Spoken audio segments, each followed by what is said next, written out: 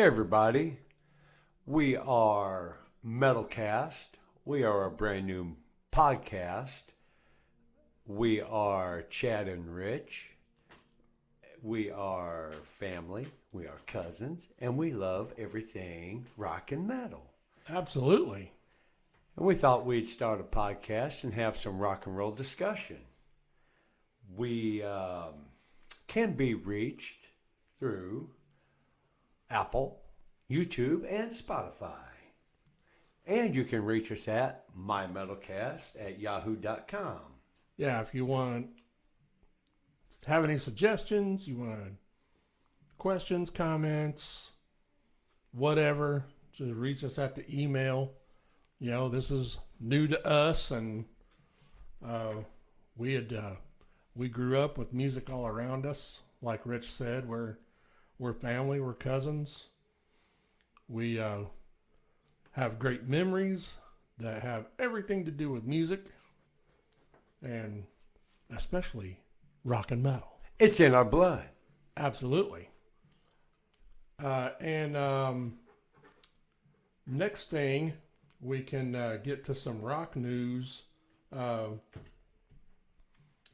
We will have interviews, hopefully.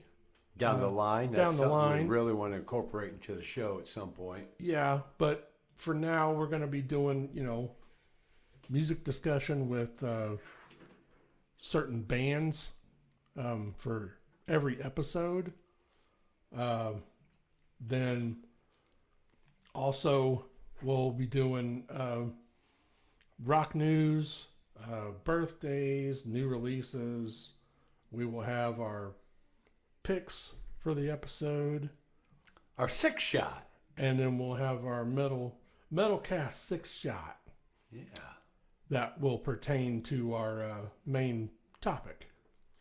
So, but getting to the rock news, we've got this month is it's October. We just passed the death anniversary of the GOAT, Edward Van Halen. He passed away October 6th of 2020. He was 65. A very tragic loss. Very. To the rock and roll world. And he, not he, but they just happened to be our topic of our first episode. Our featured band. Yeah, so we will get to them in just a little while. Just wanted to say our RIP EVH. Absolutely. And rock news, just had the Power Trip going on in Indio, California. Friday, October 6th, they had GNR and Iron Maiden. Saturday, they had AC/DC and Judas Priest. And Sunday, October 8th, they had Metallica and Tool. And just on the subject of Judas Priest, have to mention that new Priest album is going to be out March 8th of next year, 2024. Absolutely. It's going to be called Invincible Shield. And KK's Priest, KK Downing, from the former guitarist, longtime guitarist of Judas Priest, has a newer band. This is their second album. It's got Tim Ripper Owens on vocals. The new album was just released September 29th. And I've listened to some of it, and it sounds pretty cool. Looking forward to hearing the new Priest. And then also Vixen. Remember Vixen, right? Oh, yeah. Definitely. They have a new single called Red. I don't know. Did you have a chance to check that out, Rich? Not yet. Okay. I listened to it one time. I guess this is their first single or first new song in like 17 years. Wow. And it was written by Fred Curry, the drummer of Cinderella. There we go. Yeah, he also produced it. And it's a pretty cool song. Right. Other rock news, Journey announces tour with Toto in 2024, tour in North America. And then The last bit of rock news here, we got Dokken. Released a new single called Fugitive in August after a forthcoming 13th studio album called Heaven Comes Down. That'll be out this month, October 27th. And also the latest single is Gypsy. Now, we just listened to Fugitive and Gypsy right after Back one to another. back, yeah. And so You talk about a world of difference. what's your take on Fugitive, Rich? Fugitive had some great sound to it. The vocals, they were a little off. Great song. You get almost a minute right off the bat of just nothing but instruments, guitar laying it down. Yeah. You know, and then they go into the lyrics, the vocals. But a great song. Vocals were weak. To me, it definitely had that classic Dokken riff, Yes. guitar yeah, riff. Yeah. I mean, that you want to hear. Sure. Of course, George Lynch isn't in Dokken anymore, but they've definitely got the riffage going on. It's a good riff, but Still have the Dokken sound. Yeah, they definitely have the Dokken sound.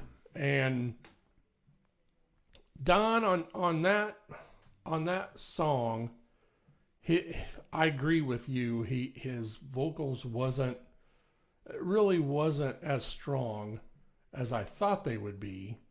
Like we've talked about before, people getting older. They've been doing this shit for years, and it's hard to keep things moving and keep things going and keep it sharp. Voice is kind of like your pecker. The older you get. Yeah, the more droopy it is. But yeah, I mean, he did it didn't sound horrible. But now getting to the next song, Gypsy. Oh. That was fucking badass. Oh, world of difference right there. Yeah, it was an awesome freaking song. Great lyrics, great sound. That guitar slammed it through the whole damn song. Oh, yeah. Yeah, and it was more upbeat than Fugitive. Absolutely. Which was nice. You Right. know, it was cool. Oh, yeah. I really liked that one. Well, that Gypsy, it caught you. Yeah. You were like, wow, right there. Right. Yeah.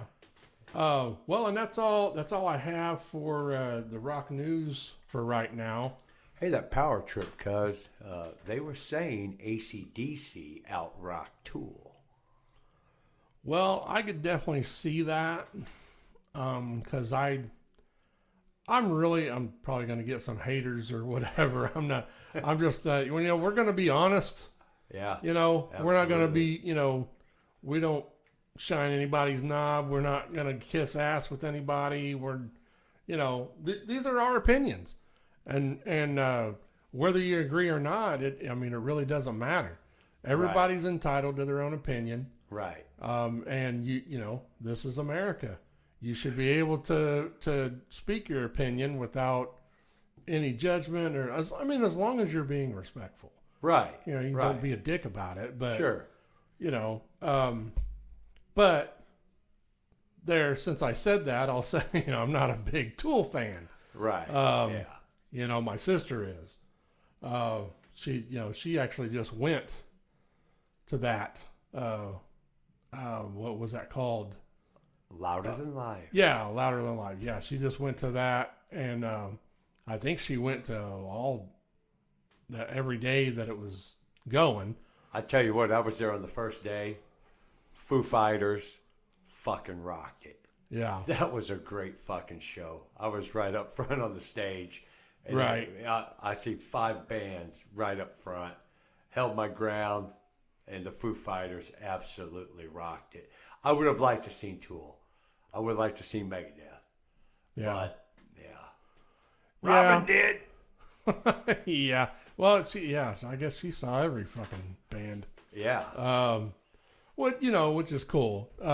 But anyway, I'm just not I'm just not a big Tool fan. I think they're a little bit too out there Right. for me. I don't. I mean, there's a few songs of theirs that I do like, Mm-hmm. but I'm just not. You can definitely say I'm not a big super fan. Right.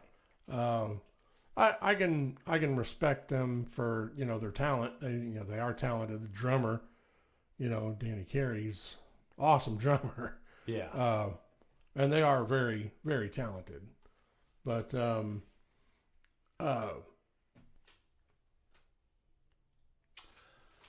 All right. Well, we're going to get into some birthdays for you guys. It's not necessarily birthdays, because we do have some interesting dates for this week and maybe next week. But one definite birthday we have today is Jackson Brown. oh, nice, Yeah, Jackson Brown. great And talent. one thing that might interest you, cuz, is on this date in rock history, Judas Priest Hell Bent for Leather was put out. Oh, nice, Yep.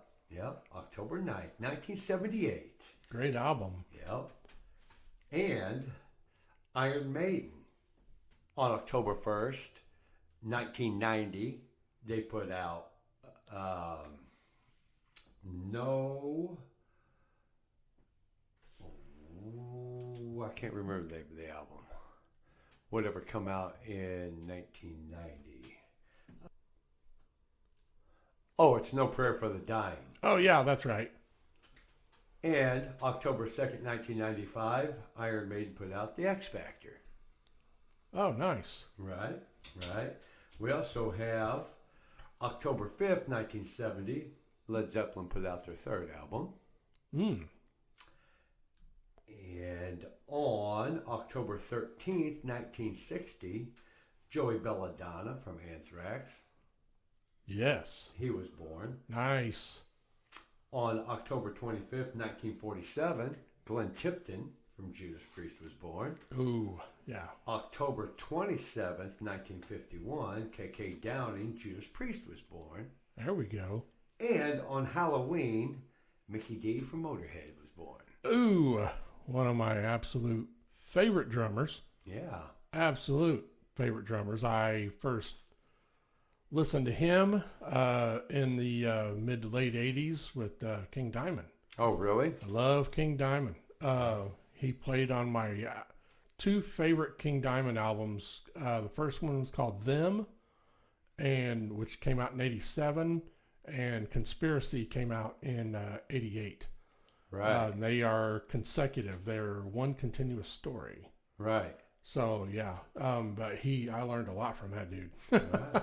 He's actually playing with the Scorpions now. Oh, is he? Yes. Cool. Yeah. He's with the Scorpions. He's been with them for a while. After Lemmy died, Mm-hmm. he Motorhead was no more. So Right. he went. He's filled in for tons of. He's played with Halloween. Oh, has he? Yeah, he's been on I think one album Mm-hmm. of theirs.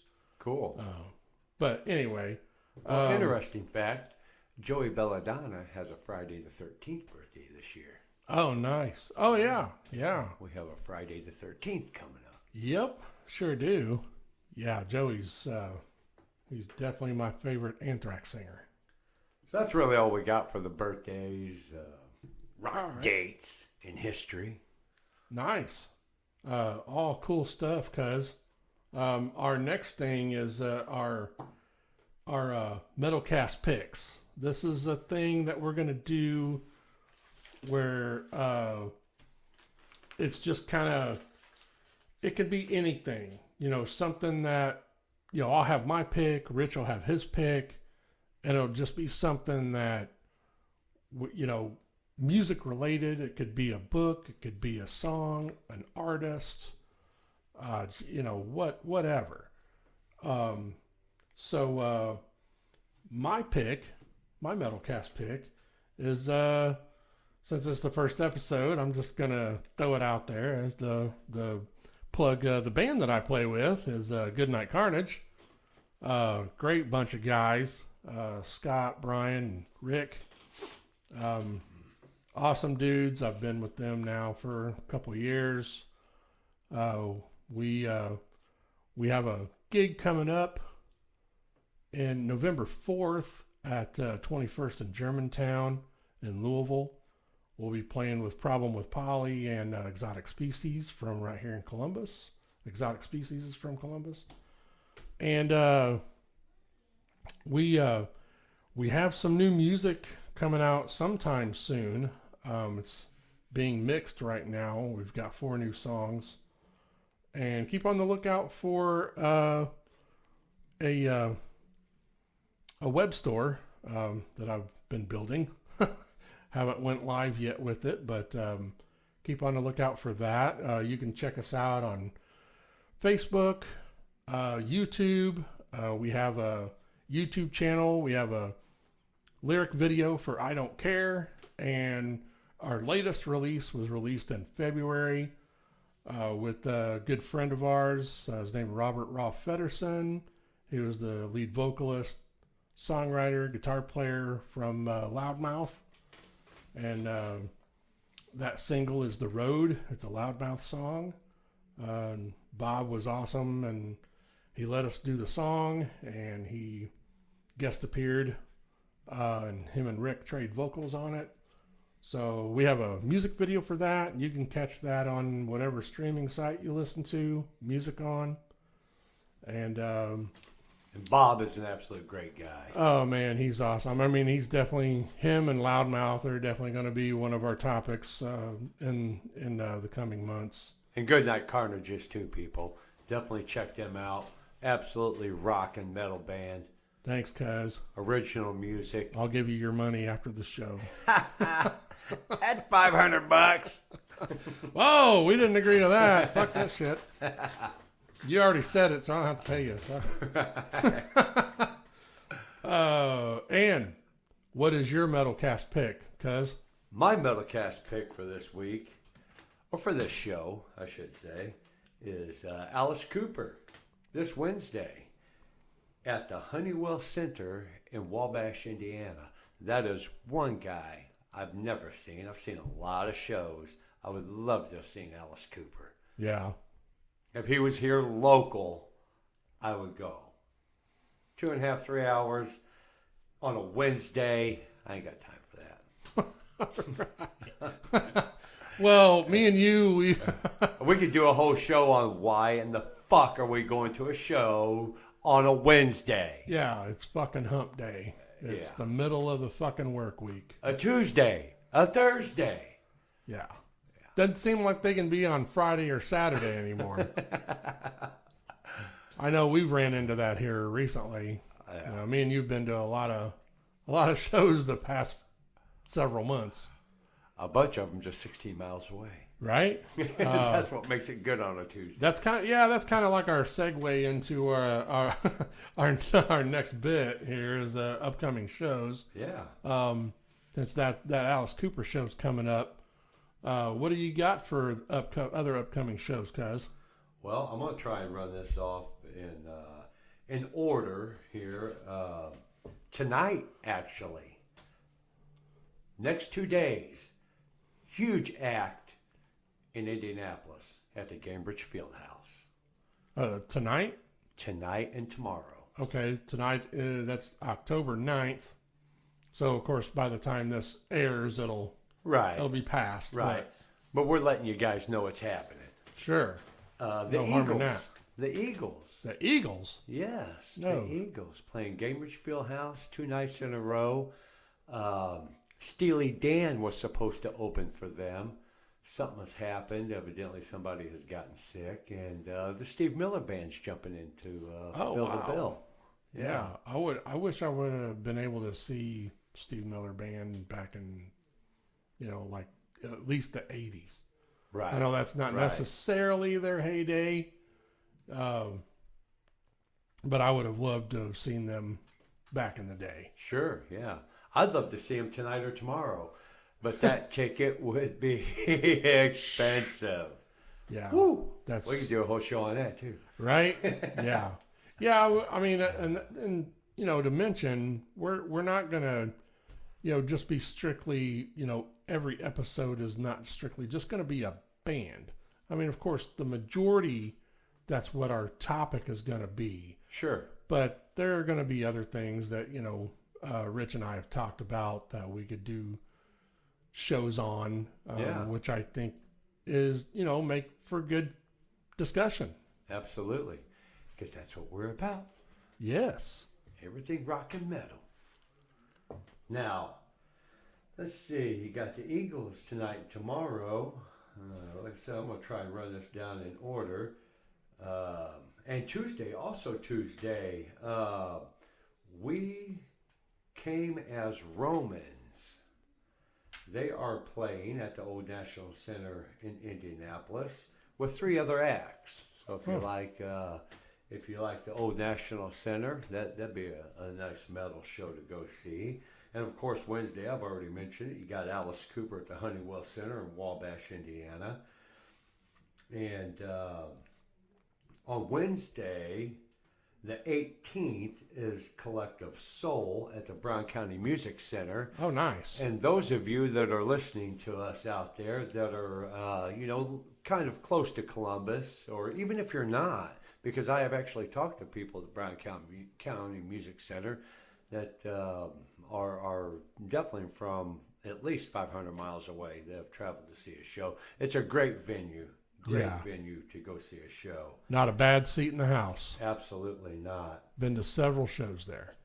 And Saturday, October 14th, The Darkness is playing the Vogue in Indianapolis. Oh, wow.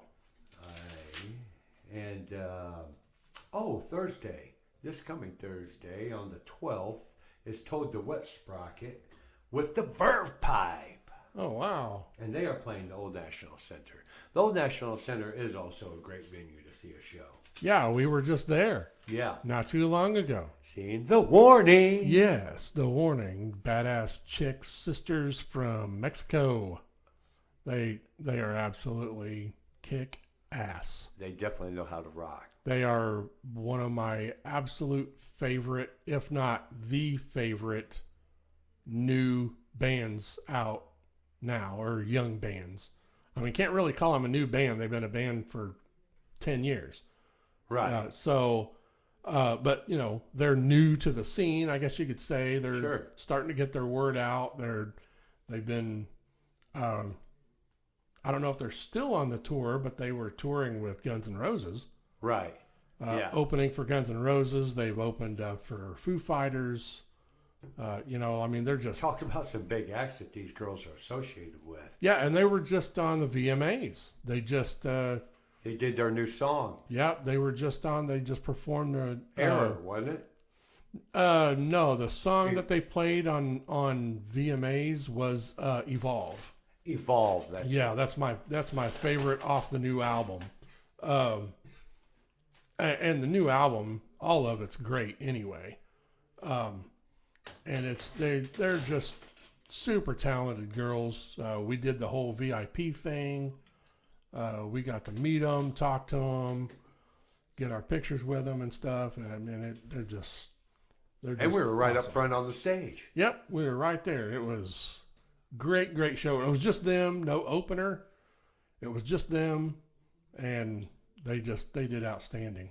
They sure did. Okay, so shows we've been to recently. That's our next thing. So the most recent one, Rich and I just went to Brian Setzer at the Brown County Music Center. Yep. We were there last Thursday. So absolutely great show. He still plays great. It was the Rockabilly Riot thing. So it was just him. It was kind of like a Stray Cats band, Sure. It wasn't, Slim Jim Phantom and Lee Rocker of the Stray Cats. They weren't with him, but right. He just had a drummer and a bass player, which are extremely talented. Them two dudes, extremely talented. They were freaking kick ass. I had never seen a guy stand up on the bass and jam it like he was. Right, yeah. Literally standing on it, folks. Yeah. Yeah, those upright basses and his looked awesome as shit. I mean, Yeah.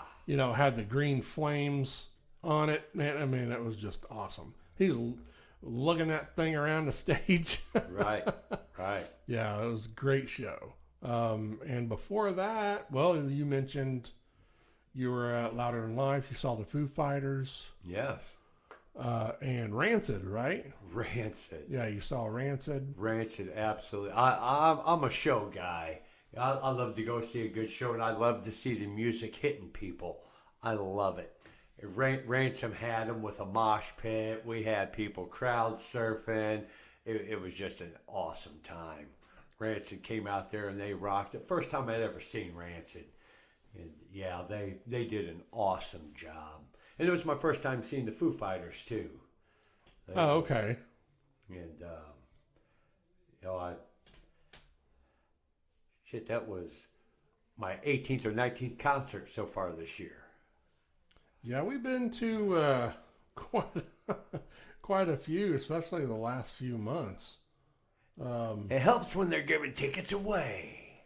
Yeah, that was shit. We went to Brian Setzer on the radio station Dime. Compliments of 106.1 The River. Absolutely. Here in Columbus, Indiana. Absolutely. Yeah, it was great. I'm glad that they still do stuff like that. We did we've seen Cheap Trick there. That was another on the house show. Britt Floyd. I won those. Yeah. On the house show. Yeah, because you won the Cheap Trick shows. Yeah. Or tickets. Louder Than Life was compliments of WJAA 96.3 out of Seymour, Indiana. Yeah, that's another good radio station. Our special lady, Beck Shepman, yes, doing the morning show at WJAA. Yeah, we've hit quite a few. It's been really cool. You have to listen to win, folks. Yeah. That's gonna. We got one more thing to get through, which is the Metalcast 6-shot. Here we go. Yep. Yeah. And because you know what goes with metal? Shots. 6 of them. 6 shots with some metal. Yes. Sounds like somebody's getting punched in the face. Right. Yeah. Yeah. No doubt. All right. Well, we our Metalcast 6-shot for this episode is our top 6 Van Halen songs. Van Halen, right there, is a great, iconic band. And folks, this is what we're going to do. We're going to feature a band every show. And we thought we'd kick off our premiere debut show with Van Halen. Great, iconic band.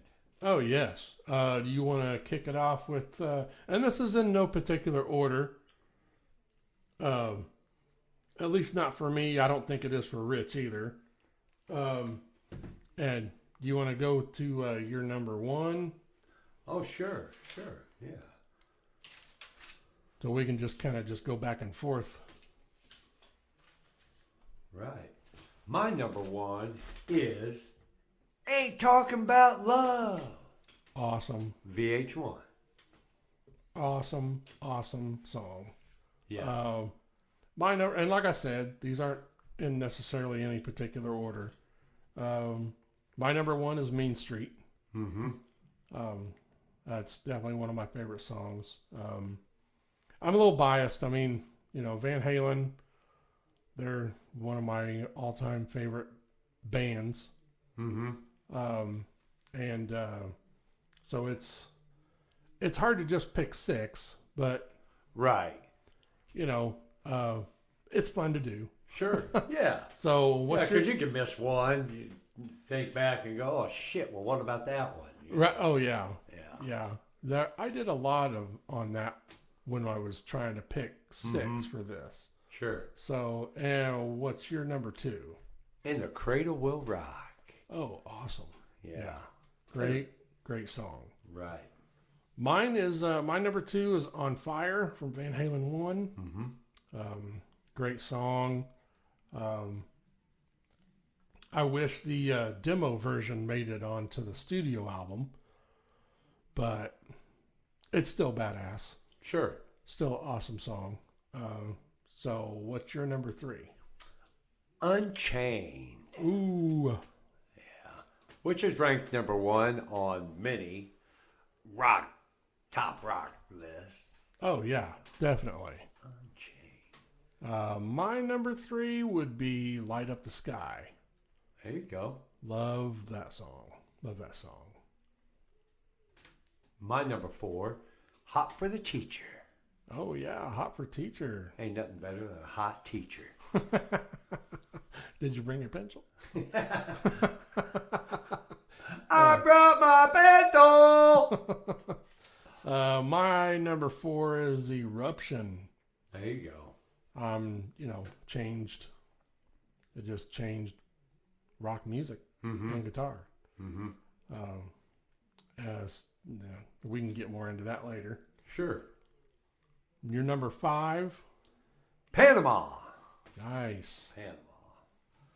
And if you see a theme here, folks, these are all David Lee Roth era songs. We'll definitely delve into that discussion here in just a few minutes. But yeah, anyway. My number 5 is Atomic Punk. There you go. Love that song. So what's your last one, cuz? Eruption. Oh, I had to throw it in there. Yeah. So we both had that one. I love a good instrumental. And that's... Yeah, me too. A lot of people don't. Yeah. I mean, one of my all-time favorite instrumentals is a Van Halen song, it's actually not that one. Right. But it's Sunday Afternoon in the Park off of Fair Warning. But my number 6 is Out of Love Again. There you go. Pretty much all my picks were from, early Van Halen. So the last thing before we go to our discussion, we're going to get to our discussion now. Sure. Which is Van Halen. Yeah. And you got to mention the members. You got David Lee Roth vocals, Edward Van Halen guitar, keys, backing vocals, Alex Van Halen drums, of course, Michael Anthony bass, keys, and vocals, Sammy Hagar vocals and guitar, Gary Sharon vocals after Sammy left, and Mark Stone, which is the original bassist, because it just started out with Alex, Edward on guitar and lead vocals, and Mark Stone on bass. Mark left because he just didn't really want to do the whole music thing. Yeah. From what I've read. So they got Michael Anthony and got David Lee Roth on vocals. Eddie and Alex are from Amsterdam, the Netherlands, moved to California in '62. Sure. And formed Van Halen in '73 in Pasadena, California. And, one of their early band names was Genesis, actually. In '72. Pasadena had to have been a cool place back then. Yeah. 1973, Pasadena, California. Everybody's probably wanting to be there. Oh, yeah. And Van Halen just happened to jump up. Yep. Jump up! Jump. I said, might as well jump. And cuz, don't forget, we got Wolfgang. Oh, yes, of course. Wolfgang on bass and vocals after Michael Anthony was not in the band anymore. I don't, there's discussion about that. Oh, yeah. And Wolfgang in his own right, he's just released a second album here recently. Extremely talented guy. Oh, yeah. Extremely. Yeah. Great stuff. We have his new album on vinyl. Yeah. On colored vinyl. What is it, the Fireworks Splash? Yeah, it's called Fireworks. Yeah. Yeah, and it's awesome. We got a insert of the album cover inside, and it's signed by Wolfgang. Yes. Which that was a good lead in, because I was getting ready to say that was their when they changed the name from Genesis, because of obviously the famous band Genesis. Mm-hmm. They changed their name to Mammoth. Mammoth. Yes. Yeah, before they went and changed it to Van Halen. Very briefly, wasn't it? Yeah, it wasn't very long. They were Mammoth, and Wolfgang has said in interviews that he's always liked that name. He thought it was a cool name, and even asked his dad if he could name his band that. Sure. And he gave him his blessing before he passed. So that's how he came up with Mammoth WVH. Right. So and all four original members, such great talent. And I should everybody associated with Van Halen, great talent. But all four of them original guys, they knew what they were doing. Yeah. Great talent all around. Oh, yeah. And, David Lee, what a fucking front man. Well, that fucking dude. That was going to be the first thing I was going to say, because I read, I think his name's Greg Renoff. He wrote a book about Van Halen. I read it. It's been a couple of years ago or so. It was about their start and all that stuff. I mean, how they got David Lee in the band was actually they were... Before he was in the band, Eddie and Alex and them were renting his PA system, because they didn't have their own PA system. Oh, really? Yeah, so that's how they came in contact with Roth to begin with. Right. They were renting his system for I think they said it was like $10. Oh, really? Yeah. Rent a guy's PA system for $10? Yeah, I mean that'd be unheard of nowadays. Oh yeah. Couldn't even get it for $100. Probably not. Yeah. But yeah, that's how it kind of happened. And then it just kind of, happened that they invited him to join the band to actually kind of save money. Right. Really? Yeah. hey, this we guy ain't gonna spend $10 no more. Yeah, this guy's got a fucking PA system. Let's just get him in the band and we can save $10. But what a great decision.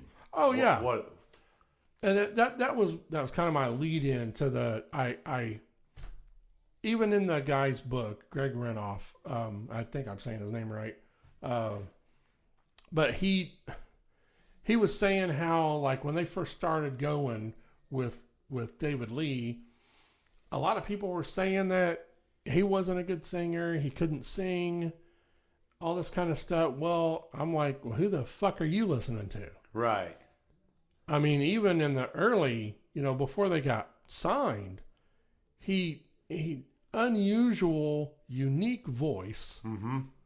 I mean, it reached such high pitched sound. Yeah, I mean, I think people were just really thrown off by him being eccentric. His flamboyance. Yeah, he's a weird motherfucker. I mean, don't get me wrong. But he's a flashy weird motherfucker. Yeah, but he's just, and his influence was, early, and it wasn't rock. It was like Frank Sinatra and shit like that. It wasn't. I think that's where he got his stage presence at.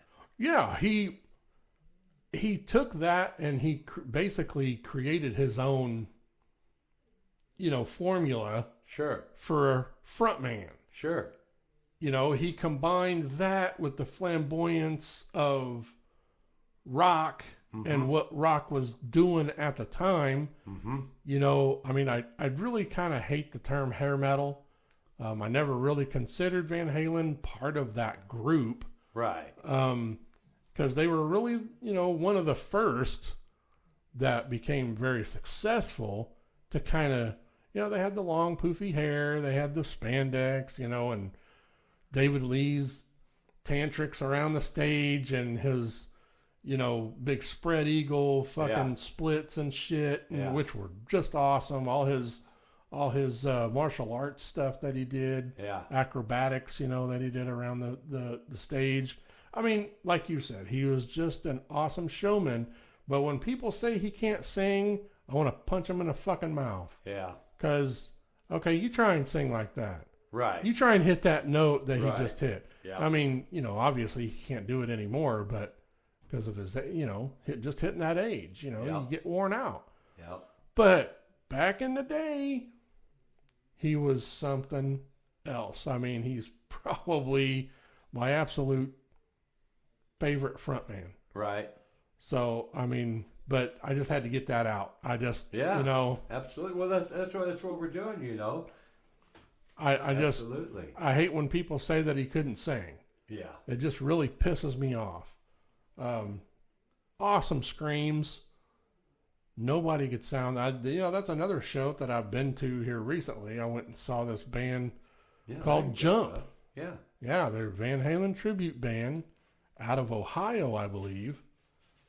Saw them at the Brown County Playhouse, which is a cool little venue. And they were just awesome dudes. Man, they were way young. They weren't even born in the 80s. Right. You know, their drummer, I think his name's Eric. But dude's only 18. Oh, really? Yeah. But man, they put together a freaking classic David Lee Roth era Van Halen show. Mm-hmm. And they did a great job. Right. Sounded great. The only band I could really say, because just in the summer, saw another Van Halen tribute band in, was that Louisville, I think? Mercury Ballroom. They were called 84, which not saying they were bad, but the guys in Jump were a step ahead of them. And the only other tribute band that I could say was even better than that was the guys I met a long time ago when I lived in Vegas. It was Atomic Punks. Mm-hmm. You know, they've been together since 94. Right. They are endorsed by David Lee Roth and Michael Anthony. Oh, really? Yeah, Michael Anthony's actually played with them a few different times. Oh, how cool. Yeah, he said the first time he played with them, he said he could close his eyes and it felt like he was in Van Halen in 1983. No shit. Yeah. Wow. Those guys are freaking badass. They are still around. They've had some member changes because the guys that I knew that were in there was his name's Ralph Science. He was the singer. Did a perfect David Lee Roth impression. He was one of the few people that I've ever heard that could sound like David Lee Roth. Oh, really? Yeah. And then the guitar player who played the Edward Van Halen part, that was Russ Parrish. He was a guitar player for Fight with Rob Halford after he left Judas Priest. Oh, nice. Well, they broke off of, you know, they kind of retired from Atomic Punks and they started a band called Metal School, which turned out to be Steel Panther. Oh, cool. Yeah. So Satchel and Michael Starr, that's Russ Parrish and Michael Science from Atomic Punks, they started Steel Panther. I was supposed to see Steel Panther this year, but they got canceled off the bill. Oh, did they? Yeah. They're an awesome band. Mm-hmm. Great band. I mean, you know, they just, you know, they exaggerate the whole 80s hair band. Right. That's what it is. That's what their show is. But they are very talented. Right. They just got, you know, Lexi, their original bass player of Steel Panther. He just left here recent years And the guy who replaced him was the bass player from the Atomic Punks. Oh, nice. Yeah, so now he's in. And forgive me, I haven't seen him in a long time. I can't remember his name. Great dude, but they all have their stage names anyway. Right. But yeah, he's the bassist in Steel Panther now. Well, it's nice to see the music world getting spread around. Oh yeah, People within the music world. sure. And to me, that shows their love and dedication to that art. Oh yeah, Yeah, definitely. Yeah, and I mean, I don't know. I may have gone off the track here a little bit, but that's what this show's about. Sure. And it's a discussion. We're not any set time or whatever you want to call it. We just do it however the fuck we want to. That's right. But what is your?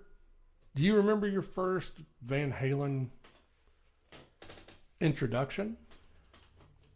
Probably my stepdad in the early 80s. I had a lot of music influence when I was a kid. And, I'm a firm believer in it. You're born to feel music or not feel music. Some people feel it, some people don't. Right. I feel it. My kids feel it. Or at least my daughter does. Oh, yeah. My son, I like that song. Johnny's a different story. Yeah. Oh, Johnny. Oh, Johnny. He probably got kicked, his butt kicked. No, I'm playing. He's a good kid. Yes, absolutely. But you feel music, And sure. So, yeah, I had a big music influence when I was a child. My stepdad, he was a rock and roller. And he was a Van Halen fan. Yes. He had every album Van Halen put out. The guy had a huge music collection. Oh, well, yeah. You're talking about Ron, right? Yeah. Yeah. Uncle Ron. Yeah. I spent a lot of time with him when I was little. He was awesome because he is a drummer like me and Dwayne, my brother. Sure. And that's actually where we got our first real drum kit was from him. Yeah. Dwayne bought the kit off of Uncle Ron, mm-hmm. and that was an old Ludwig. Right. And just, awesome. I remember he was always talking about music, and he was an excellent musician himself. Mm-hmm. He could sing, play drums. Yep. He was awesome. And 1984. I mean, I was, I don't know, 12, 13 years old. And you've got, everybody wearing bandanas and parachute pants. And Hot for the Teacher burning up the fucking radio. And it was just a great time for a teenager that loved rock and roll and music. When Van Halen's earlier stuff, it was great. Kind of more based toward adult listening. Right. 1984 come out, and Hot for the Teacher. What fucking kid in high school or middle school, hearing that likes rock and roll, you're like, fuck yeah. Well, yeah. I mean, especially when they had the, cool video that went with Hot for Teacher. Oh, sure. That it's just, they had a freaking hot chick up there dancing around in bikini and shit. Yeah. Hell yeah.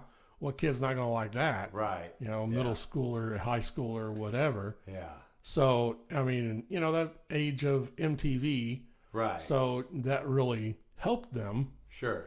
Make that album a success. I mean, I kind of went backwards mm-hmm. with my introduction. It was in the early mid 80s when I started listening to heavier stuff. Right. I grew up on from my dad, like old rock and roll, like Roy Orbison, Sure. You know, the Ventures, Beach Boys, you know, things of that nature. You know, Dave Clark 5 type stuff. But having an older brother, you know, he was turning me on to stuff that he was listening to and getting from his friends, you know, since he was older than me. Right.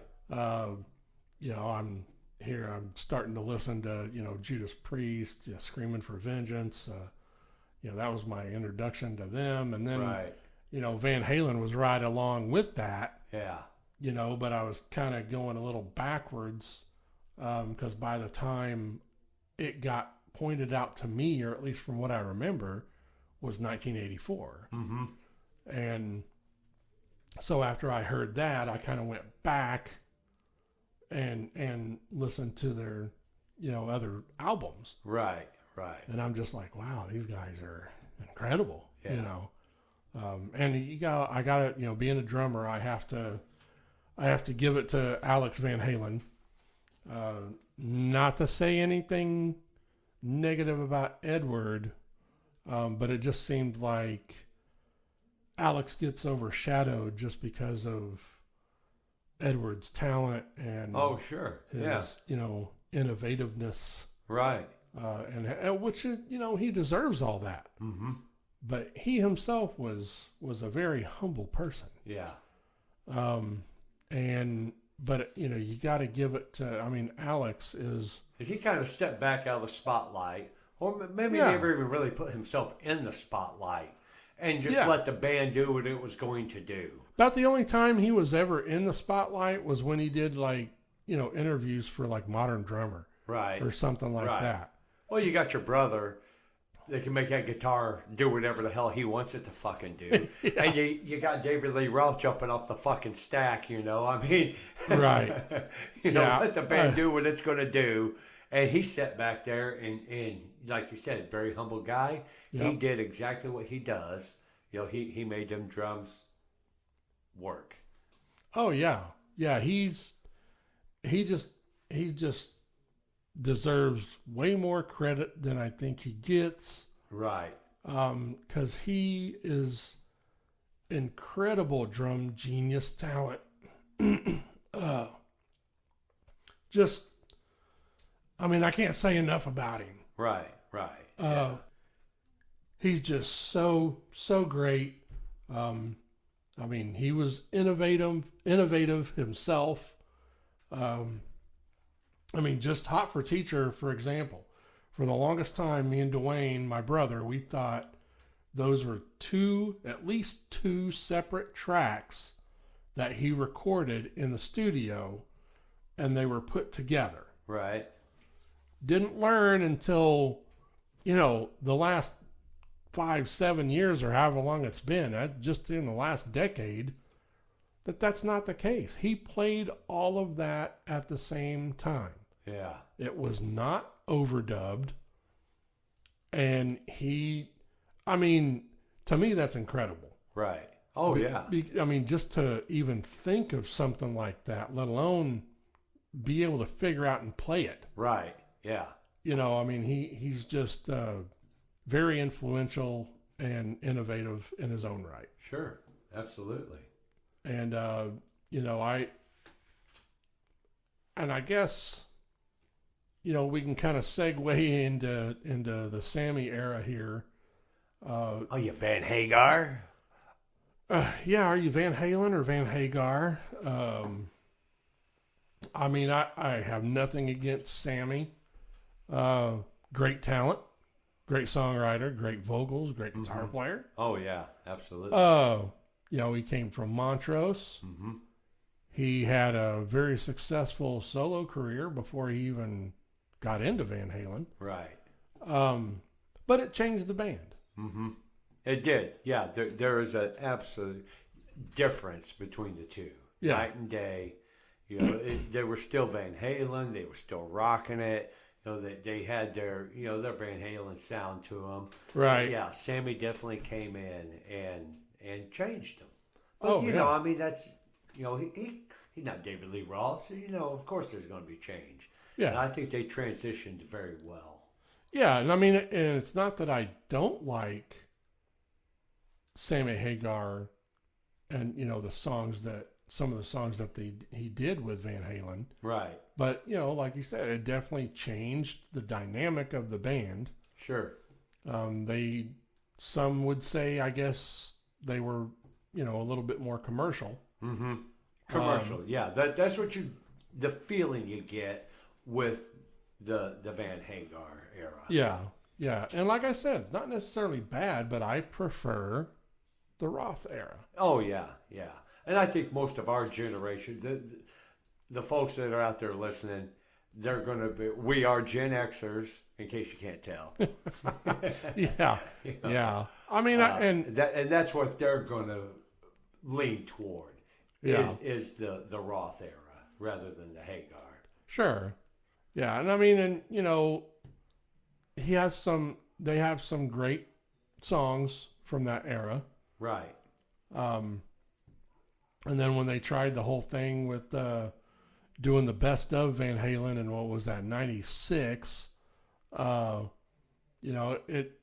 they did 2 new songs with Roth and 2 new songs with Hagar, and everybody was waiting for Roth to come back, and that's basically what that was supposed to be. Mm-hmm. Was his him coming back to the band. The comeback, the Roth comeback. Yeah, and I mean, in the 2 songs that he did with, I mean, to me, they were just far superior than the Sammy songs. Right. It's just, the dynamic. I just liked that dynamic better. Right. And, with Me Wise Magic, I'm like, okay, this is it. Roth is going to be back in Van Halen. And then when they came out on stage at the Video Music Awards that year, everybody's going fucking nuts. And then, of course, after they got off stage, egos clashing, and Roth and Edward getting to a fucking argument again, and because Edward's basically saying this isn't about you, and Yeah. and Roth was like, hey, this is about Van Halen and David Lee Roth, and this ain't about your fucking hip. I Right. guess that's what he specifically said to Oh, Edward. really? Yeah, because Edward was getting ready to have hip surgery. Yeah. So, yeah, it just caused a bunch of shit. And then, of course, him coming back to the band at that time was out. Yeah. Well, they probably couldn't open the doors wide enough to get all their fucking egos in and out of that fucking joint, Right. Yeah. I mean, I was totally bummed, but Yeah. But that's rock and roll. That fucking happens. yeah, I mean, You know. especially with somebody like them. I mean, Right. man, get their, the egos. I'm surprised they had a building big enough Right. for them to fit in. But like you said, that's rock and roll. And one interesting fact, cuz on the Hagar topic here, I do believe it was Van Halen's first show at the Aragon Ballroom in Chicago. Van Halen opened for Journey and Montrose. Their very nice. first show. Yeah. Sammy Hagar was incorporated. Yeah, that was that's pretty cool. Yeah. Yeah. Aragon Ballroom, great place to see a show too. Absolutely. Yeah, I've never been there. Now, out of the 12 studio albums, what would be your number one? Oh shit. I would probably have to go with Van Halen 1. The opening debut album. Debut album, I think that is one of the, if not the strongest debut album from any band of all time. Really? I mean, because of what's on it, Mm-hmm. it just changed guitar players. It changed rock music, Right. just with that release. Right. It's just, I don't even know how to put it into words. Well, you had, Yeah. when Eddie Van Halen hit the scene, you had guitar players scrambling, going, "What the fuck are we gonna do?" Yeah, yeah, he came out, Listen and to I this mean, there were, fucking guy. yeah, How the hell are we gonna touch that? yeah, you see all the freaking, some of the big names from back then, Yeah, and they're just like, look at this fucking guy. Right. What the hell are we gonna do to top that? yeah, burn all those fucking guitars. Yeah, I mean, I think we're gonna have to put a hit out on this dude. But yeah, I mean, their jaws were on the floor Yeah, absolutely. when just hearing Eruption. Yeah, What's that? Like not even 2 minutes song. right. I mean, and I heard a story about that song actually. Uh huh. And it's from what I understand, Edward was in the studio when they were going in and recording the debut album in '77 or whenever it was when they were recording. Mm-hmm. And he was basically just fiddling around. He was warming up and all that kind of stuff. And he had this kind of guitar solo thing mapped out that he was doing. Right. And their producer, Ted Templeman from Warner Brothers, heard it. Mm-hmm. And he was like, we have to record that and you have to put that on the album. Right. That was just a spur of the moment thing. That Sure. wasn't a thing that they had planned to put on the album. Mm-hmm. It was Ted Templeman's idea. Right. And, and just that alone, because he was like, can you imagine what people are going to think when Right. they hear this? Sure. He said, it's too good not to put it on the album. Right. So they made it like a prelude to You Really Got Me. There we go. So, I think that was probably really smart. I don't think the impact would have been as big, at least not that early, Right. if they hadn't put that on there. Yeah. I just think that it just, well, like you said earlier, I mean, everybody was scrambling. Right. Yeah. They're like, holy shit, where'd Yeah. this dude come from? Right. Right. Well, when you got Eric Clapton and Jimi Hendrix, Yeah. they're going, whoa. Right. Yeah. Yeah. It's like, I mean, even some of the other guys, like, who else was, Brad Gillis was Yeah. talking, from Night Ranger. He was Mhm. talking about hearing that for the first time and just being like, whoa, Yeah. what the hell? Right. Yeah. Where's this dude been? Exactly. Yeah. So, but yeah, so what was out of all the albums, what's your pick? It may sound cliche or whatever, but I've got to go with 1984. Oh, okay. I mean, that's what caught me, with Van Halen. I never went back. I just kind of went forward because, in 1984, I was into a bunch of other stuff. Yeah. There was, thrash metal was hitting the scene. And, I started off, AC/DC and Led Zeppelin more or less. And, I kind of progressed into all that. And, 1984 hit. I just kept going forward, with Right. Van Halen. And I had, like I said before, little doses of them, from my stepdad, when I was younger. Yeah. But, I was already into my Metallica, Megadeth, Oh, yeah. So that's, but yeah, 1984, that's, I've got to stick with that. Yeah, and I mean, that's why we had to do like the top, 6 songs when we did our 6 shot. Sure. We couldn't do the albums because I'd just say, okay, the first 6 albums. Right. Yeah. Yeah. Right. I mean, at least to me, that's what it would be. Yeah. But, well, cuz, do you have anything else to add about, I mean, I guess we could say, Gary Sharon, the Van Halen 3, I never was a big fan of. Right. But then there was a different kind of truth. I was able to see them after Roth came back in 06 or Right. 07, whatever that was. I saw them at MGM Grand Garden Arena in Las Vegas in 2007. Oh, nice. So, and of course, Wolfgang was singing backup and playing bass, and he did an outstanding job. He hit all the Michael Anthony Right. stuff, and that's another thing I want to mention about Michael Anthony. He was a bigger part of their sound than people want to think. Right.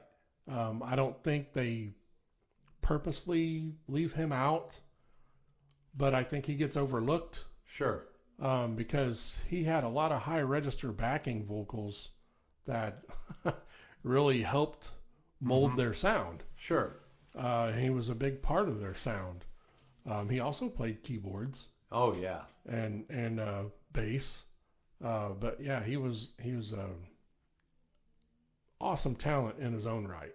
Right. But then the only album they did, unfortunately, the last album that they did, it was the only one to feature, Wolfgang, but that was A Different Kind of Truth in 2012. Right. So that, it's, and I do like that album. It's not one that I've heard a lot, especially the last several years. I haven't really gone back and listened to it. Right. But I have heard it, and it's a solid album. But unfortunately, they're no more, Sure. and they never will be. Right. I know Sammy had been, he's been quoted as wanting to do kind of like a tribute to Edward or whatever, but I just don't think it's going to happen. Right. And I don't think if it does happen, Wolfgang's not going to be part of it. Oh, really? Yeah, he's already said that the thing he did with Dave Grohl, with the whole Taylor Hawkins tribute, Sure. he said that was was That's good it. enough for him for his Yeah. tribute to his dad. Well, good. Good for him. And you got to respect that. Right. Because you don't want to dredge it on. No, I mean, how long is that guy supposed to put up with that shit? Yeah, he's got to move on. Yeah. You absolutely. know, he'll never forget his dad, Right. but he's got to move on, and past. Your dad's passed away, and here we go. right. You don't want to. He honors him every day. Yeah, you don't want to keep dredging that up. Yeah. Right. And I totally get why he says that and how he would feel that way. Totally understandable. Right. And it pisses me off when people give him shit because he won't play Van Halen songs. Right. He's his own person. Yeah, he's Just got his because- own stuff to play. Yeah, just he's an excellent songwriter. The dude on both of his albums, he's played everything. Right. He's done all the vocals, guitar, bass, drums. He's done it all himself because he's in 5150 Studios. That's right. Yeah. And Lucky fucking kid. right, and using some of his dad's old gear and shit. You Yeah. know, the original Frankenstrat. Yeah. I mean, just how awesome is that? Oh, priceless. Yeah, I mean, you can't put a price tag on that kind of Yeah. shit. But he's moving forward. Right. He's not. He said that was good enough for him, and that he won't be a part of anything else Sure. that has to do with his dad. Sure. Which I don't blame him. Right. I think he's a classy guy. Absolutely. Absolutely class act. The last thing. One thing I'd like to add about Van Halen, Oh. they are inducted into the Rock and Roll Hall of Fame, which can be, some people say, fuck the hall, this and that, but I'm kind of that way. Yeah, it's still rock and roll, and I'm sure to some of them it's a bit of an honor. I don't know if it necessarily was for those guys, but Right. I mean, I don't. Shit. We could probably do a whole episode on that shit. oh yeah, Because I. I think the fucking the Rock and Roll Hall of Fame has become such a fucking joke. Yeah, exactly. They're a Yeah. fucking joke. I Yeah. just, I mean, I think it's cool that they have the Metal Hall of Fame now. Right. And I mean, that's more of a, it's definitely staying true Yeah. to what they say they are. Right. I mean, Rock Hall of Fame, why are you putting a bunch of fucking rappers and shit in there? Sure. They're not rock. Right. I mean, it's called Rock and Roll Hall of Fame. Right. You want to add rappers, do a Hip Hop Hall of Fame. You see Metallica hanging in the Grand Ole Opry? Right. Yeah. I mean, and they're, inducting Dolly Parton. Dolly Parton's awesome. Right. I love Dolly Parton. She is a great person. And I really like what she did. Yeah, she put out that album. That right there is a class act. She's like, okay, if they're going to put me in the Rock Hall of Fame, then I'm going to put out a rock album. Right. Right. So at least it'll be somewhat true. Yeah. Yeah.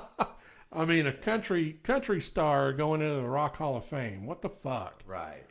Yeah. But you're right. She did something pretty class act right there. Absolutely. Hey, but I give Van Halen their props. They're so. Oh yeah, definitely. But yeah, that's our first feature. Yeah. Well, Van Halen. Did you want to do our head-to-head thing? And they were part of Monsters of Rock. Yeah. Shit, come on. Monsters of Rock, the in 1984, it was big shit. Well, they were like one of the only bands I think it was the Texas Jam.